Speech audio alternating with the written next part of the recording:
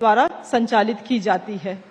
कई सारे किसान इससे जुड़े हुए भी हैं और आज झारखंड में मैं ये नहीं कहूंगी कि सभी किसान प्रगतिशील बन गए हैं, मगर जिन जिन किसानों ने जागरूकता बढ़ाते हुए विभाग की योजनाओं का लाभ लिया है, निश्चित रूप से आज के दिन में वो काफी प्रगतिशील हो पाए हैं।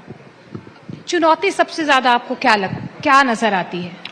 सबसे बड़ी चुनौती ये है झारखंड में कि आज भी जो किसान हैं उनका जो पारंपरिक तौर तरीका है खेती करने का, खास करके खरीफ खेती में, धान की खेती में हमारा बहुत ज्यादा निर्भरता है।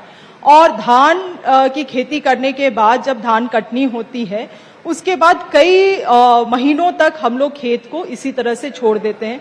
रबी की फसल में आप देखेंगे बहुत ज्यादा किसान आगे नहीं आते। साथ ही साथ जो हाई एग्रीकल्चरल वैल्यू प्रोड्यूस होते हैं, जो आज के दिन में फ्रूट्स हो गए, लाइक अवोकाडो हो गए, ड्रैगन फ्रूट हो गए, स्ट्रॉबेरीज हो गए, जिनके मार्केट प्राइसेस अच्छी हैं, वैसे नई चीजों को भी प्रयास करने के लिए, एक्सपेरिमेंट करने के लिए, प्रयोग करने के लिए किसान हिचकिचाते हैं। तो हमारे विभाग का फोकस भी अधिकतर है कि ट्रेनिंग्स दे हम लोग किसानों को, ना केवल इस राज्य में मगर अन्य राज्यों में भी उनको ले जाए, एक एक्सपोजर दिलाए, ताकि किसान इस एक विश्वास डेवलप कर सके कि खरीफ की खेती, धान की खेती के अलावे भी हम लोग इन चीजों को कर सकते हैं। तो चुनौती मैं यही कहूंगी। शिल्पी जी, यूं तो आप कृषि मंत्री हैं, उस पर बड़ी अच्छी चर्चा कर रहे हैं, लेकिन एक और सियासी गलियारों में आपकी फिगर बनती जा रही है कि आप आए उससे पहले अधिकारी अपने आप को दुरुस्त कर लें, क्योंकि आप पहुंचती हैं, आप शोकॉज नोटिस दे देती हैं, एकदम डर का माहौल हो जाता है। तो इतनी सख्ती एकदम से दिखती है, कैसे देखते हैं? ये अधिकारियों को दुरुस्त रखने के लिए होता है? कई बार आपका वो सख्त रवैया दिखा। नहीं, देखिए, मैं मानती हूं कि मैं भी किसी जिम्मेवारी के साथ इस पद में हूं और अधिकारी भी बहुत विशेष जिम्मेवारी के साथ उस पद में है। अगर हम लोग इतने रिस्पॉन्सिबल है कि अपने कार्यों को कर सकते हैं बिना किसी के डांट फटकार के, बिना किसी शोकॉज के, वो तो एक आइडियल सिचुएशन होना चाहिए। मुझे किसी को शोकॉज करने की आवश्यकता पड़ रही है हमारे अधिकारियों को, तो ये अच्छा नहीं दर्शाता है। ये सीखा कहां से? क्योंकि ये आप इस तरीके से राजनीति में आई, आपकी एंट्री किस तरीके से हम सबने देखा, भाजपा ने पूरी ताकत लगा दी आपकी सीट पर, लेकिन आपने जीत हासिल कर ली।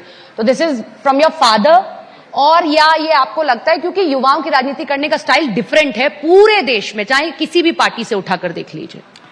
सी, I am a very work driven person और कॉर्पोरेट में भी रही हूं, तो मुझे लगता है कि अपनी जिम्मेवारी, अपने कार्य का निर्वहन करना तो आपका पहला दायित्व है। डेडलाइन वहीं से आया है, कॉर्पोरेट से?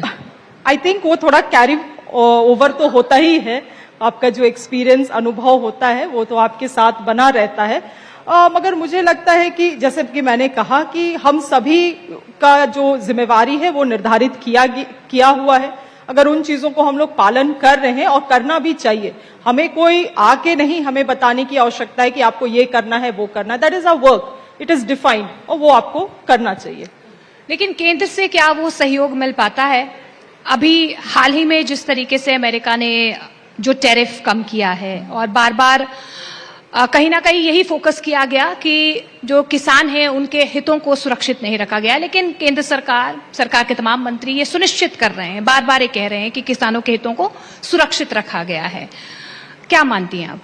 देखिए, हाल के दिनों में जो यूएस के साथ ट्रेड एग्रीमेंट हुआ है भारत देश का, मुझे लगता है ये काफी आने वाले समय में किसानों के लिए चुनौतीपूर्ण होने वाला है। कारण एक है उसका कि विशेष रूप से आप देखेंगे सोयाबीन के जो कृषक हैं और तिलहन के, ऑयल सीड्स के जो कृषक है, उनको सबसे ज्यादा नुकसान होने वाला है, क्योंकि जो बाहर से आने वाली प्रोडक्ट्स है वो बहुत ही हाईली जेनेटिकली मॉडिफाइड प्रोड्यूस रहेंगी, और उन चीजों को हमारे जो लोकल प्रोड्यूस है उनको कंपटीशन नहीं दे सकते।